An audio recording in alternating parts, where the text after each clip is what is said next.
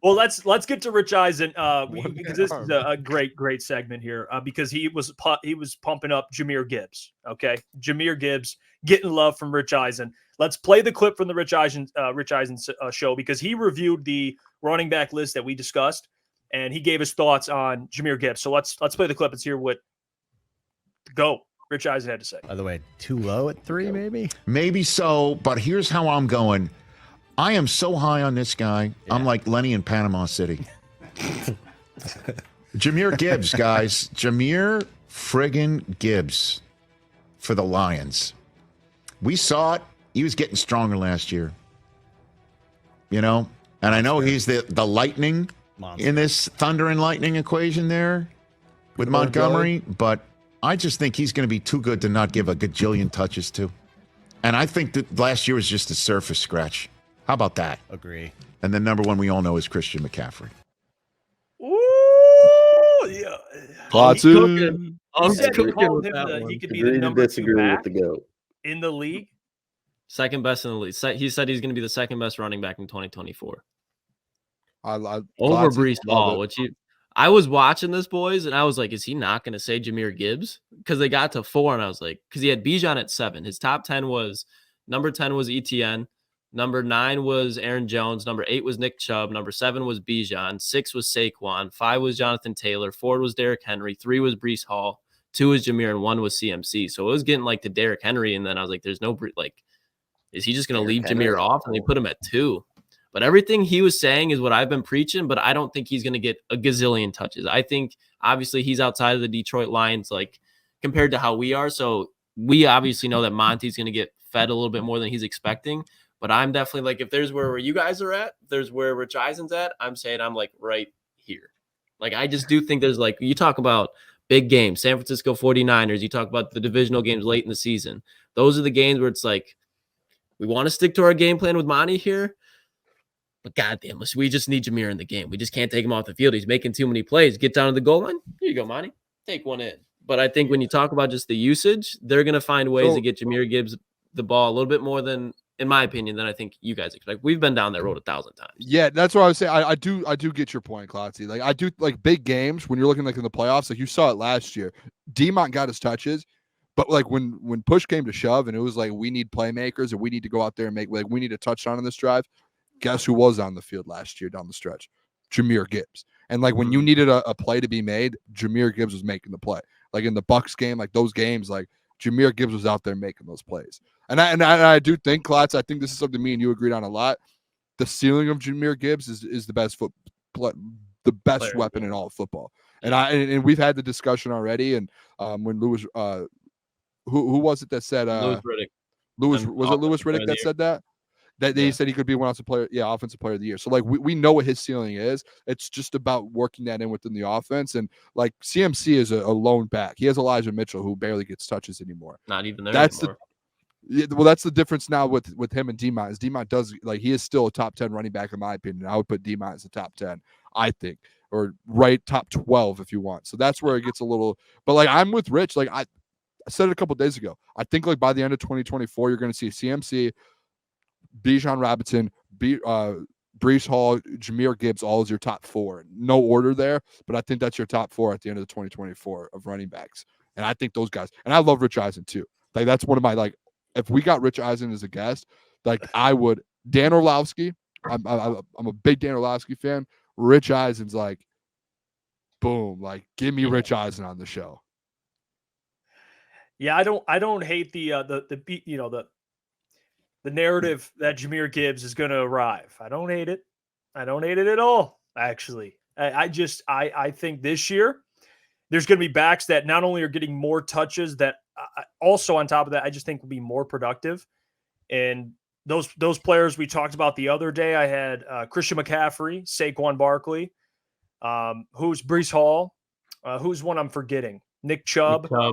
Yeah, I think he'll be right there with Nick Chubb. I think he'll be like a top 5 running back this year. That's where I had him, and he'll be in there in that top 5. I think closer to 5, but I don't hate people being high on him. I think he's extremely talented. It's just about the situation he's in. I think sharing a backfield. I've said it 1,000 times. Like, Montgomery is going to have 800, 900 yards this year.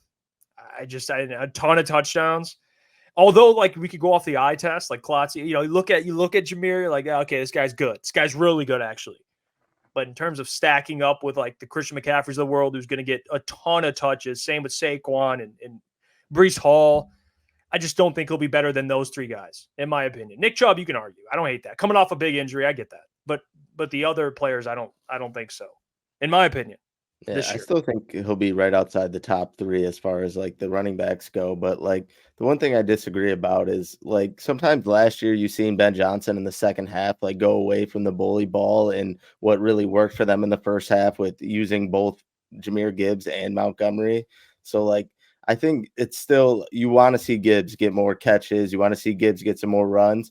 But if you don't like keep it honest, like I've been saying, and you use both of them, like I don't think it's going to be as good as the outcome that we expect. Just, being, I don't want to say selfish, but putting more of the load on one person. I don't think it's going to work out as good as people do think it is. I think the way it is right now is perfect, and going away from David Montgomery and not keeping it honest, using both of them would be a mistake, in my opinion. David Montgomery is a fucking dog. And the bully ball he played down the stretch and some of the plays he made for the Lions last year is irreplaceable if he's not on that roster.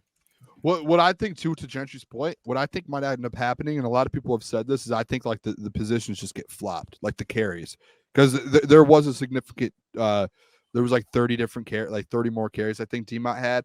Like I could see Jahmyr getting those carries and that getting flopped. I think Jeremy said that, and the doc has said that as well. And thinking Monty played in one less game as well. Yeah. So yep. Got that many more carries. So like I do think like you still like that's the thing. It's like you can't go away from D-Mont. Like again, he's a top 12 running back in the NFL. Like you have to give him the rock.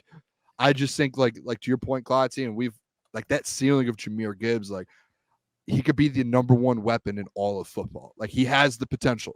Like you have that on your roster, and you have another top 10 running back, and you have a third, like a top 3 tight end and a top 5 wide receiver. You have to find a way to use them. And I think Ben Johnson's perfect to be able to do it. I just don't know. Like he's got a job to do this year. It's going to be interesting to see how he does it. I always have this question, and I will ask you guys this. When we talk about him being in that top tier, having just an all-pro year, offensive player of the year, all this stuff that is in the yards required in order to do that. David Montgomery has 2 more years left on his contract. When does he hit that? When does he get that type of production? Like, that's what my genuine question. Like, and not that he's not talented, but for that type of year, how does he do that with 2 more years of Montgomery? And I'm assuming they re-sign him. If they don't, then there you go. And it's the Jahmyr Gibbs show. But 2 more years, fellas. Like, now we're talking closer to when his contract's due. I mean, he'll be in his 3rd year, going into his 4th year. He's got the 5th-year option. But with Montgomery, I just don't see him getting, 1,500 yards rushing with at least with Montgomery. I don't see that. 1,400 even. Unless he goes down. Unless he goes down. If there's an injury, then it changes everything. 1,500 steep, but I mean, you guys, like, if you look at Alvin Kamara as far as rushing yards, like, he's still never had a 1,000-yard rushing season. Like, he's still never ran for 1,000 yards. Jahmyr Gibbs going to do that next year, and what he can do on the ground. I think if you look at David Montgomery, he's going to be here, but I don't think he's a player that they're going to re-sign because I don't think he's a necessity. Just to, Jeff, what you preach on running backs, and you look at David Montgomery and you look at Jahmyr Gibbs, there's again, levels there. In my opinion, you re-sign the guys that what Jahmyr Gibbs we all think he can be, you re-sign those type of guys, not for 5 years long-term. But then David Montgomery's like, you found David Montgomery in free agency. There will be somebody in his tiers that's in the draft or in free agency. So I think that's a guy that you can replace. As nice as he is on the Lions team, I don't think he's irreplaceable. Jahmyr Gibbs, what he brings to the field is irreplaceable. And I think that Brad Holmes knows about that rookie contract more than anybody. So I think this is the year where you see Jahmyr Gibbs take a big step as far as going into that all-pro type of tier. But I think he's a Pro Bowler this year with all-pro talent. And then you look at that next year, David Montgomery's final contract year, I think that's when Jahmyr Gibbs takes that all-pro step. Just because, again, you're not going to draft that guy at 12 and not at least see what he can be for a full season of just getting that type of workload. I'm not saying they're going to be giving him CMC workload because there's not a lot of running backs that do that, but he's going to have a season where he's going to get like 70% of the running back share. You guys. Yeah, well, the thing with that too is like D-Mount right now, and I'm gonna like he's in his prime. Like he's at the best. He's maybe not he'll be in his career, but he's going into his 6th year of football. Yeah. Next year will be his 7th. His final year would be his 7th. I think what's going to happen, and I'm not going to sit up here and say that like you're not going to resign D-Mont. Like I'm going to lock it in. You're not going to, because what could happen is okay, now we find a good, you have a good duo. Like you find a way for Jahmyr Gibbs to go out there and get the $1,500 or the $1,700 all-purpose yards or whatever it is that you're looking for him to get, and D-Mont to still go out there and get 900 to 1,000 rushing yards. Like, I don't think that's something that's crazy. We've seen similar things done before with some guys, and like last year, you have basically 1,400 all-purpose yards with Jahmyr Gibbs and 1,100 with D-Mont. Like you saw the split there, and you lost a weapon to where now, Jeff, we've spoken about how Jahmyr Gibbs is going to get more touches in the pass game. Like now you add more yards there with Jahmyr, and he's going to have more rushing yards. I think within the next year or two, they're going to find a fine line and how to use these guys and how to make sure Jahmyr Gibbs, like you're not using Jahmyr Gibbs to his full capability. And I think they're going to be able to find a way, because you do have D-Mont for 2 more years. So they're going to have to find a balance, and they're going to have to figure it out. And like to D-Mont's point in that interview the other day, like he's like, we need each other. Like we help each other get to our ceilings. So D-Mont's contract's up, and in 2 years, they win a Super Bowl and things happen, and you're looking at it and you're like, yeah, hey, we figured out a good way to use these guys as a 1-2 punch here, and we know what we're doing, and we're hitting Jahmyr Gibbs' ceiling. We can sign D-Mont in his 8th season, and guess what, Klotzy? If Jahmyr Gibbs is doing what we think he's going to do, that we think he can go out there and get 1,700 all-purpose yards, that does mean David Montgomery is only getting 900 to 1,000. Guess what that means? That means his contract's going to be about the same, if not a little cheaper, and you can re-sign him. And yeah, you might have to re-sign Jahmyr Gibbs, but D-Mont's contract's not breaking your bank. Like you got him for what you wanted to sign Jamal Williams.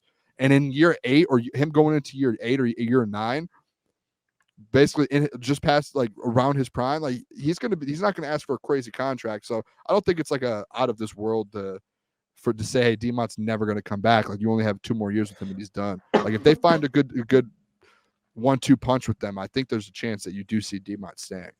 I just think as far as with that, if you just look at like the great running back duos in NFL history, like they're only together for a couple of years, because especially if they're winning, like you go out, you win a bowl, you're probably not making that much money. Okay, you just won. Let's go make some money now, because running backs don't make much money as it is. If he has a chance when he's probably going to be pushing 30 years old to go get a 1-2 year contract for what like Derrick Henry just got, Aaron Jones, all those guys, I could see that very well happening, because again, that's when you're going to have to really start counting your pennies, because now you're talking about, ooh, Laporta's contract's coming soon. Ooh, Gibbs is coming up soon. Like there's going to be other guys like Brian Branch, like those guys' contracts in 2-3 years. You're going to want to get ahead of those. Yeah. Hey, that's a developing story. The next 2 years of the running back situation in Detroit is very interesting. They might just draft another running back too. Think about that. Saying. Like you can do that. You can draft guys that can be like. Well, no, Jeff. Jeff, I more so mean they re-sign Jahmyr Gibbs and draft the David Montgomery replacement on a rookie deal. Jeff can't wait for. I can't. They're gonna re-sign Jahmyr to like a 3-year deal, and I can't wait to take a victory lap on Jeff.